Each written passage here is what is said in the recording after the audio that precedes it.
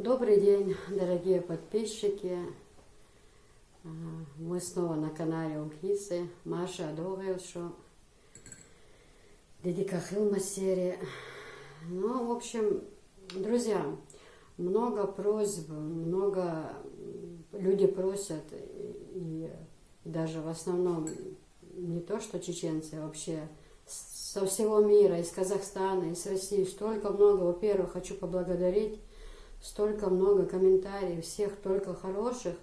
Я просто приятно удивлена. Вот настолько мне приятно, что столько людей обо мне хорошего. Я вот боялась открывать этот канал, чтобы люди сказали: ой, что ты такого необычного хочешь показывать, весь мир разные и вкусные рецепты делают, и все такое. Вот, ну вот что, и чеченский язык могут другие говорить, ну, в общем, разные были моменты, поэтому мне очень приятно, что столько отзывов хороших. И люди многие просят, вот просили вот про свекра рассказать, просят про свекровь рассказать, как я сюда приехала, как вот этот я с ней уживалась, вот этот быт весь, как я к делам училась.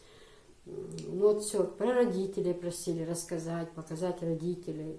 Ну, в общем, все это будет, ну, вот постепенно, не все сразу, но вот много-много таких интересных тем, и все это будет, ну вот, не сразу все, как говорится, хорошего понемножку. Ну, в общем, сегодняшний свой выпуск, скажем так, в основном я посвящу своей свекрови, то есть моей второй маме, потому что многие просили это рассказать, и я понимаю, людям это интересно, но вот что вспомню, что вот вспомнится, вот знаете, одно вспоминаешь мысли, вот все равно вот, даже села перед эфиром, это скажу, то скажу, но вот обязательно все равно что-то забывается. Ну, мы будем часто делать эфиры, и все по ходу, все расскажу я. Значит, сегодня, после этого ролика, еще у нас будет видео, обязательно сегодня занесу, обязательно смотрите, обязательно ставьте лайки, рассылайте репост по всем своим каналам. Сегодня у нас будет тортик такой, ну как он тортик, он делается из хлопьев и шарики вот эти черные, как они называются, я забыла, Любятово, по-моему, да, вот это Любятово, и риски там, ну в общем я покажу, когда я буду делать, я все покажу вам. И будут тефтели, суп, это будет не как вот тефтели и подлива, а это будет как соус с тефтелями, очень вкусный, и я вам покажу, так что ожидайте этого рецепта тоже. Просматривайте. Ну, начнем. Даже вот когда начинать тоже всегда тяжело.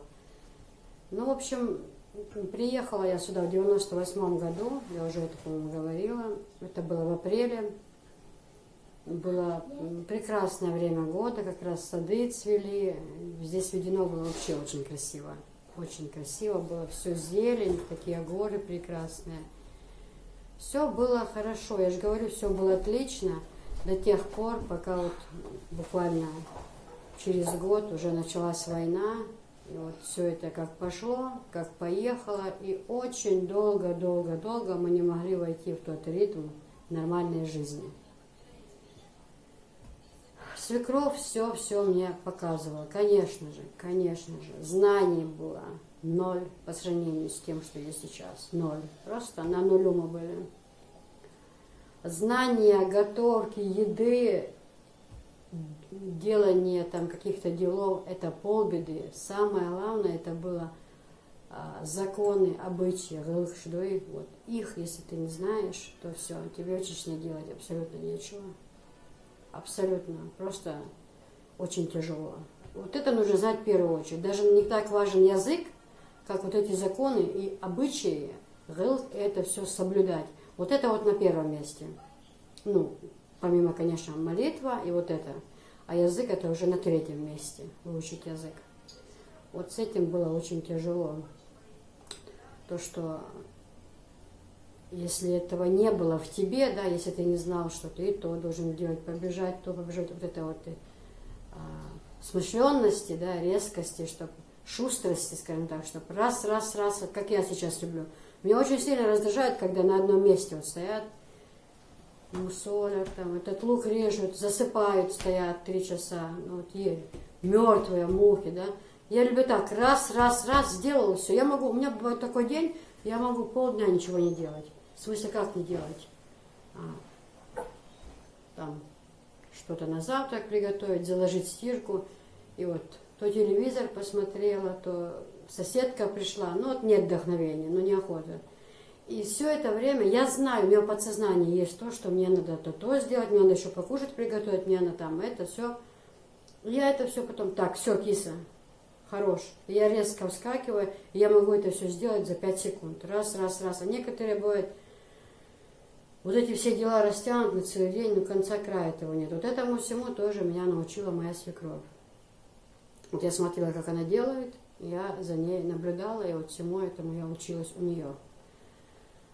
Значит, ну мне было очень тяжело, в каком плане? Она была, годы были военные, было очень тяжело, и она все время, ей приходилось быть все время на рынке, потому что работы как таковой не было. Это потом я уже вышла на работу, то в кафе я пошла работать, потом я пошла в столовую работать, комендатуру, то тогда нам стало намного легче, конечно, что касаемо продуктов и вообще. То первое время было очень тяжело. Ну, муж таксовал, ну что там, копейки. Свекор дома по хозяйству, ну вот и я была дома. Вы знаете, было очень тяжело в каком плане. Вот дрова, печки топились на дровах. Вот на 2 печки нужно было натаскать, наносить дров.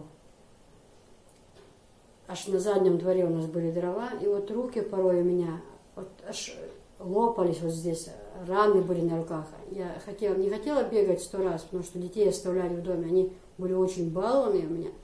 И я все время старалась набрать полную руку, чтобы как можно меньше, чтобы я бегать туда-сюда. Вот очень было тяжело с дровами. Помимо того, что их когда привезут во двор 3-4 машины вот за зиму, то порой больше, а то порой 5 машин, то туда на задний двор нужно было их перевозить, там свекор рубил их на мелкие, ну вот такие круглые были пеньки, и их нужно было рубить. И у нас просто плохо, что проход на задний двор узкий, там машина не проедет. Вот если бы был бы проход побольше, то машина задняя задом бы заехала, выгрузилась, и там бы свекор постепенно рубил бы, я их бы заносила. А так таскать очень, на тачке 1-2 положишь. Я еще в этом плане ненормально, я стараюсь побольше положить, чтобы быстрее работа закончилась. Ну так работать это полбеды, что это все возить, и уставалось, и тяжело было. А дети были маленькие в доме, они тут пока я что-нибудь сделаю, пока я поубираю, все сделаю, выйду на улицу, захожу, в дом зайти невозможно. Ну просто реально, куак-бах, для того. И вот вода, не было воды. Сколько, я себя помню, сколько лет я здесь жила, у нас не было воды. Не то, что в нашем дворе, на нашей улице не было воды. За водой приходилось ехать на тачке, вот ставила 2 фляги, очень и очень далеко. Ждичневедено мне приходилось ездить за водой. А дома было и скот был. Нужно было и постирать, и кушать приготовить, и полы помыть. Ну, сами знаете, сколько воды нужно. Особенно в Чечне очень много нужно воды. Без воды мы бы жить тут не смогли. Да никто не смог бы, но здесь особенно вода нужна. Ну, представьте, одному скоту, вот коровам, им сколько надо было воды.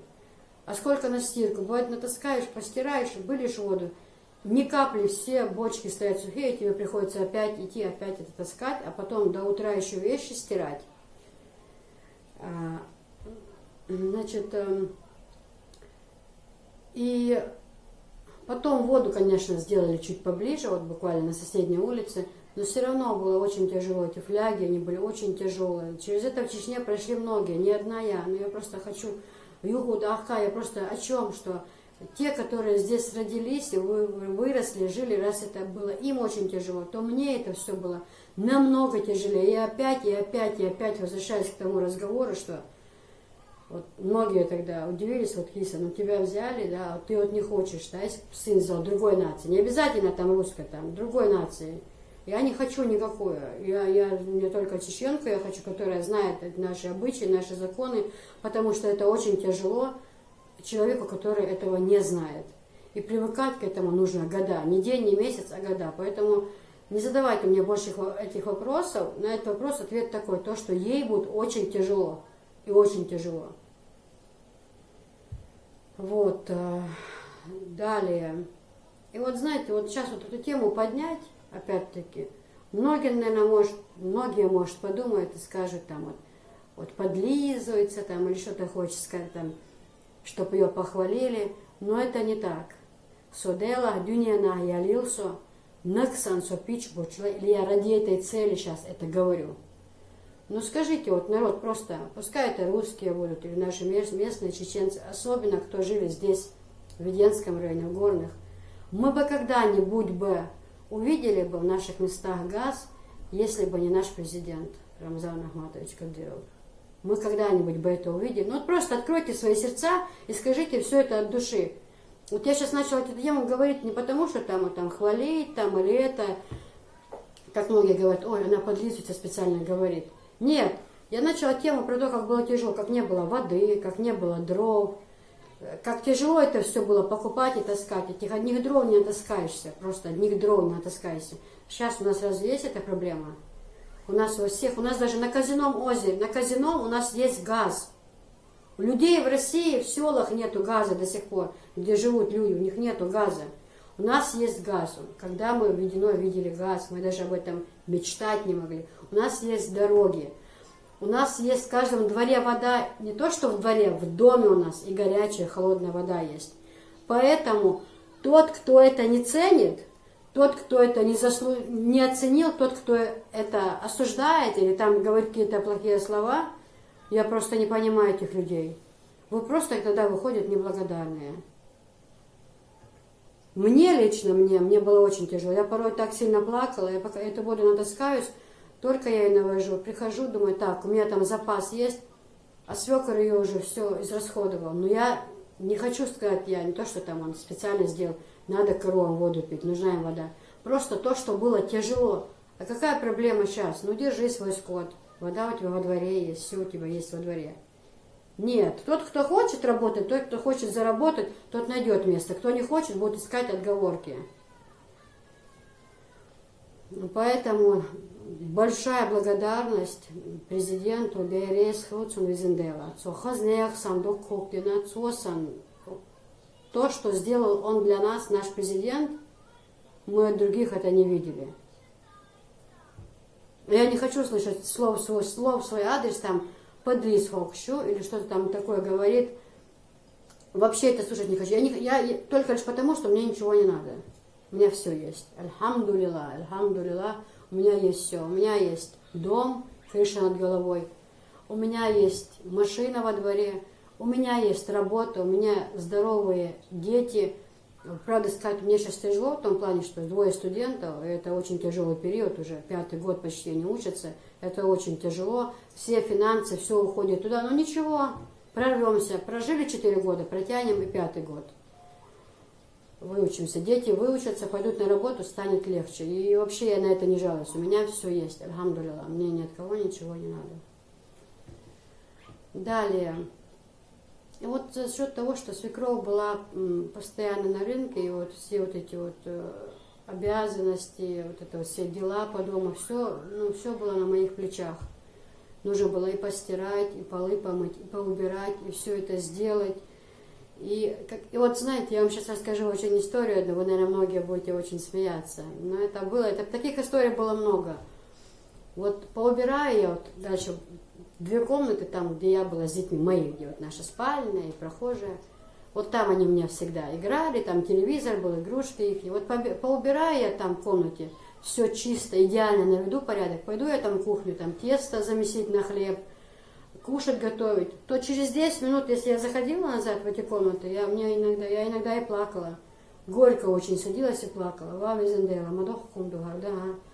Вот свекровь приходила с базара, и часто я даже я знала, ей это немножко не нравилось. Понятно, и мне бы не понравилось. Но я правда, на самом деле, за день 3-4 раза я убирала. Я уходила заниматься своими делами, дрова отнести, что-то сделать. Я заходила, там было то же самое. И вот в один день и тоже паласы, вот как сейчас там линолеум, да, там паласы на всю комнату, ламинат, этого не было. Вот были маленькие коверчики посреди комнаты, и все были полы, как вот у нас в Чечне, да. накрашенные настолько сверху лаком, аж блестят. И если чуть какие полоски, то уже все кажется грязное, все липкое. Ну, бьёхнет, это что, одним словом. И вот я идеально навела там порядок. Вот запомнился мне этот день, было зимой, было очень холодно. Идеально все вымыла, с белизной, окна, подоконники, все убрала. Я говорю, не балуйтесь, сидите, я пойду дрова носить. Я пошла на улицу, а на улице очень сильный, прям такой густой снег идет, прям зима такая, не знаю, январь или февраль был, вот не помню. Я себе носила дрова, а я носила дрова, туда задний ход у нас, выход, там порог есть тоже, как кладовка.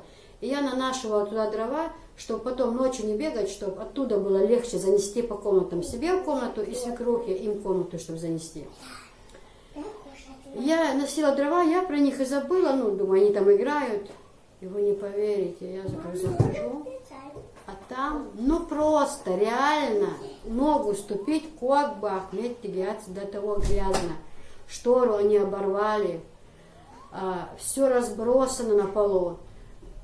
Порошок рассыпан, маленький сын, он печку этот, внизу поддувал, открыл, залу оттуда все достал, весь черный. Я это все как увидел, а уже вот-вот свекровь должна с базара приехать. Я это все как увидел, мне надо еще хлеб поставить в печь. Вы себе не представляете, я до такой степени горько расплакалась. У меня просто, знаете, мне уже просто не было сил, вот правда, сил. У меня просто уже не было сил. Я до того степени расплакалась, ну, сколько времени нужно, чтобы это все убрать. А нужно быстро еще кушать доготовить. Тесто поставить нужно, замесить.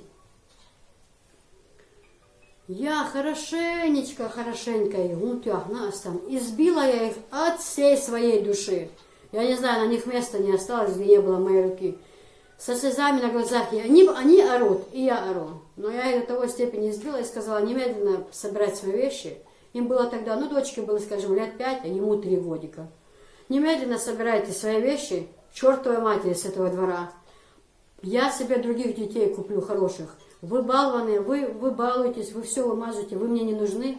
Собирайте свои вещи, чтобы через 5 минут, когда я сюда зайду, чтобы вас тут не было. И я ушла. Они плачут, я ушла, избила я их. Да. Спасибо. Я ушла, завозилась я на кухне, тесто поставила, уже успокоилась, я про них забыла себе, кушать готовлю, вожусь я там на кухне. И вдруг я думаю, какая тишина, что они там делают? Матамщину вообще, тишина, где что те еще? Я пошла, значит, в комнату, захожу я в комнату, в дальнюю спальню захожу, и я застаю такую картину.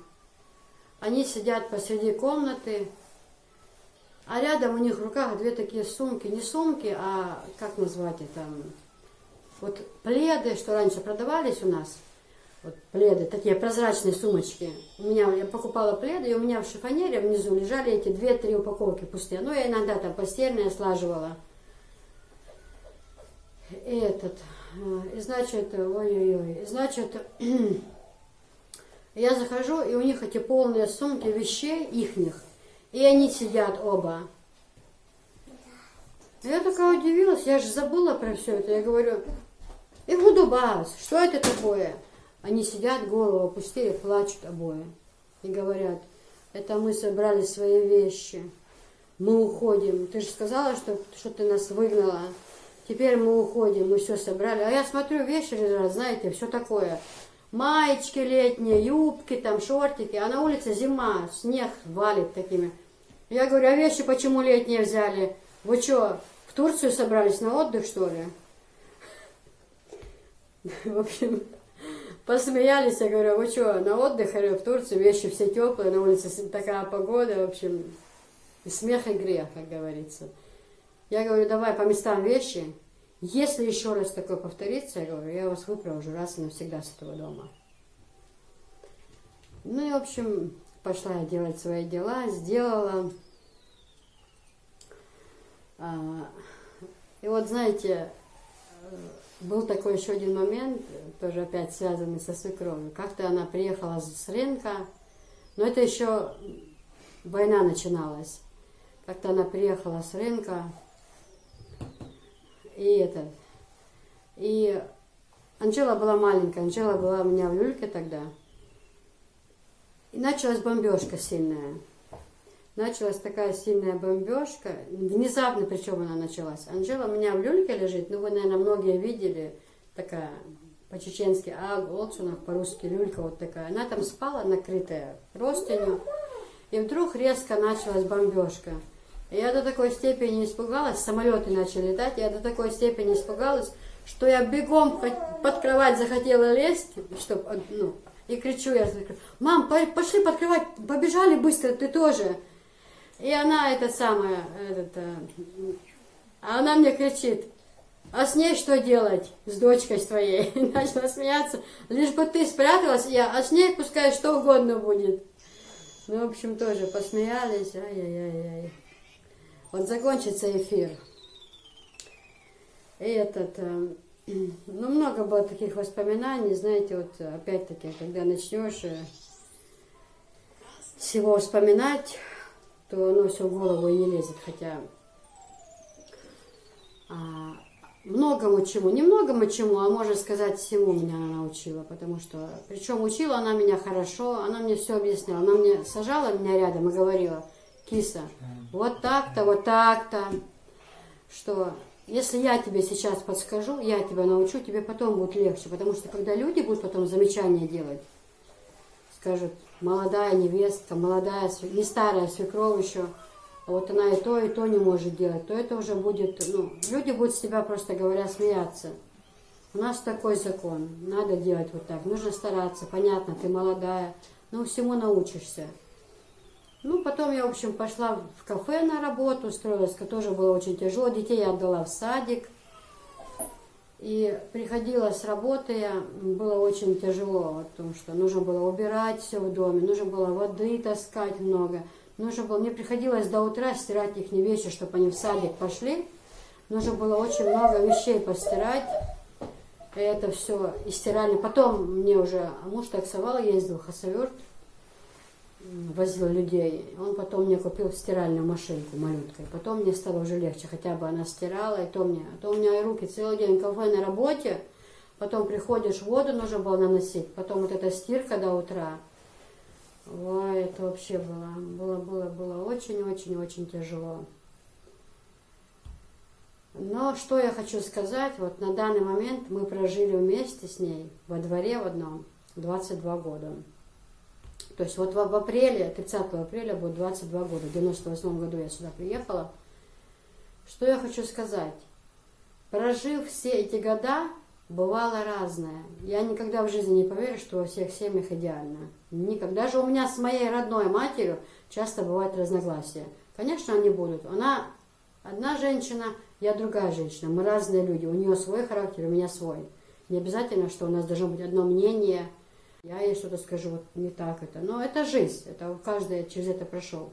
Но что самое главное, и что очень большая редкость, хоть в русских семьях, хоть в чеченских семьях, зачастую бывают такие моменты. Ну, смарнен люш, марнан несен люш. Друг другу они перевод, друг про друга они сплетничают. Свекровь идет на улицу, про свою невестку говорит. Невестка идет на улицу, про свою свекровь, про весь их род, про все это рассказывает, про всю свою семью. Я считаю, это очень некрасиво. Это просто никакие рамки не лезет. Если я буду говорить про нее, выйду на улицу, вот она такая, плохая, сякая, это в первую очередь позор моему мужу. Почему? Потому что я говорю про его семью, про его мать, про его всех. Это я позорю своего мужа, это в первую очередь.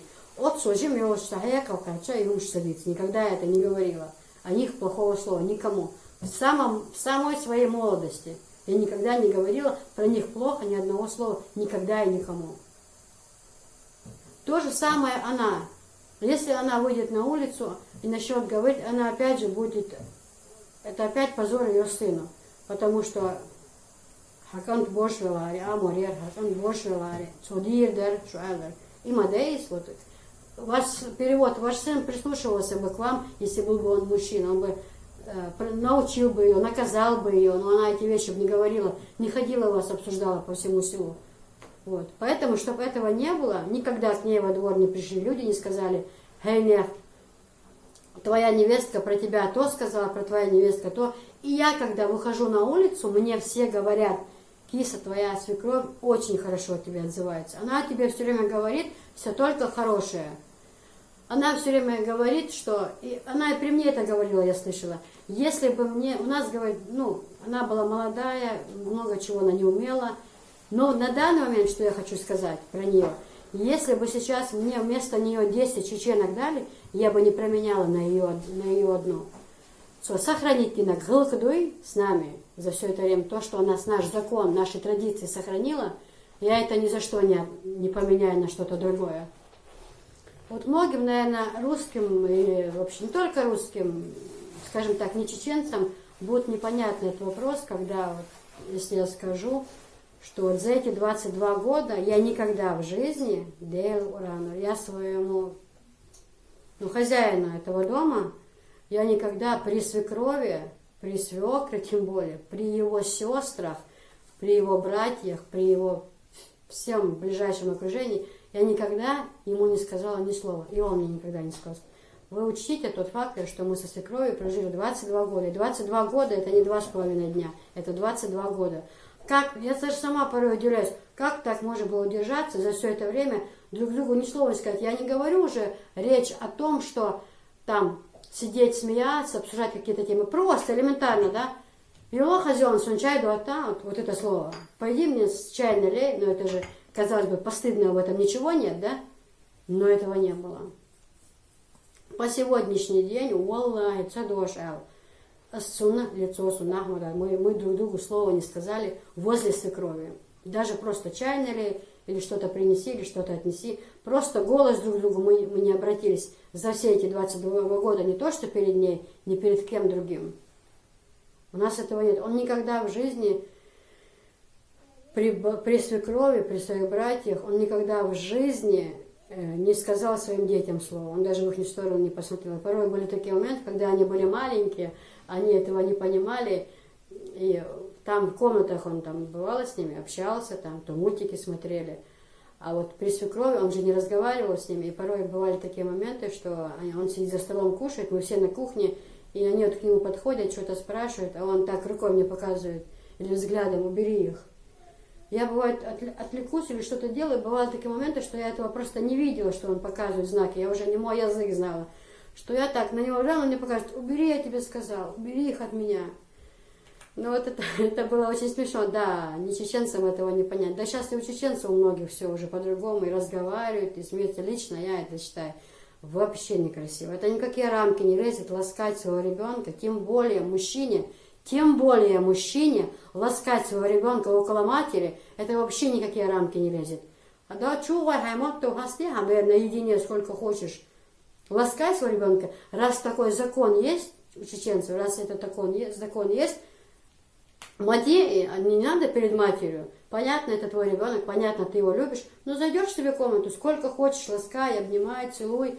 Никто же не запрещает тебе этого делать, но проявить нужно уважение. Когда она видела, что дети к нему подходят, она знала, что он стесняется, она уходила с комнаты иногда. Поэтому насчет этого мы очень сильно соблюдаем это, сохранили этот адат, этот обычай. У нас никаких разговоров при старших нет, никаких любезностей, тем более всего этого. Это очень некрасиво. Лично я этого не хочу, чтобы мой сын при мне устраивал это все сюси-пуси. Мне этого не надо. Шеймоту, шейчуа.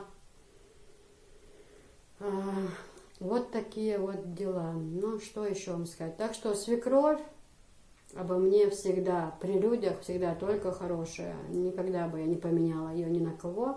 То же самое я хочу сказать. Я много повидала свекрух. Я знаю, какими они бывают, поэтому я свою очень ценю. Альхамдулилlah. Все хорошо. Без того, что мелкие проблемы, без этого нет ни одной семьи, даже слушать не хочу. Вот. Ну, что вам еще рассказать? Потом я пошла на работу, конечно, стало легче, пошла зарплата. Тогда я поехала в Хасавюрт, купила первую мебель, спальный гарнитур купила, кухонный гарнитур купила, паласы во все комнаты купила, кухонный уголок купила. Тогда что-то мне дали, за 6 месяцев нам, по-моему, не давали, а потом дали. Ну, все носила я домой. Была и сгущенка, и тушенка, и крупы разные. У нас была очень хорошая начальница столовой, звали ее Света. Очень хорошая была. Она вообще помогала хорошо, говоря, часто мне давала там продукты. Я говорю, да не надо, Свет, что ты каждый день даешь? Она говорит, у тебя дети маленькие, неси. Пока дают, бери, пока дают. И, кстати, я бы очень хотела ее найти. Может, когда-то вот через YouTube она меня увидит. И то, пожалуйста, Света, сообщи. Я очень давно не знаю фамилии, знаю, что Светлана Витальевна. Я очень ее искала по одному очень важному вопросу, хотела бы с ней встретиться. Так что, Света, если ты меня увидишь, может, спустя время, то обязательно свяжись со мной. Хорошее было время. Свекор отводил детей утром в садик. Вернее, отводила утром в садик их я, а он их потом забирал вечером. И порой было такие моменты, что или он не пошел их забрать, и я на работе опаздывала. А садик был частный, тогда аж война была, таких не было садиков вот больших. То частные садики были, на дому люди занимались с детьми. И вот семья одна, вот тут у нас напротив второй школы живет. Значит, у них на дому они занимались с детьми. И у них ихняя мама, долге, что это умела, и она умерла уже. Тоже молодая была, по-моему, там у нее сердце или давление, ну что, скажем, потижно скончалась. И она, значит, играла на гармонии, пондура, играть тиширис. И зачастую бывало такое, что уже темно на улице, на работе то ли комиссия у нас была, то ли еще что, я вот уже опаздывала, бежала, уже на улице темнело. И вот мне так до слез было приятно, когда я заходила во двор, я слышала, что гармонь играет. А она, бедная, казалось бы, зачем ей это надо? Да, детей других давно забрали, остались только мои. Она вот, чтобы их развлечь, чтобы они за мной не плакали, не скучали, играла на гармонии, песни пела. И я заходила, они около нее, как гусятка, сидели рядом на полу, ну, на паласе, и она вот играла. Хорошие были люди, огромное им спасибо, да и Рейсхол. Хорошо они мне тоже помогли. Ну вот, за эти года, скажем так, чего только не было. Было очень тяжело, вот это со всем этим связано. Ну что я вам хочу сказать, ждите очередного рецепта, сегодня выйдет. Подписывайтесь на мой канал. Огромное спасибо за просмотр, за то, что меня смотрите, за то, что пишете хорошие комментарии, за то, что говорите хорошие слова. Будут обзоры, расскажу. Будет с мамой прямой эфир, мама скоро приедет в гости. Расскажу и покажу фотографии, вы просили. Еще будет много таких видеороликов, что по вашим просьбам, вот что вы просите, я буду все рассказывать. Сегодня ожидайте еще один ролик. Будем с вами готовить ужин. Ну вот, до свидания всем. Спасибо вам за все.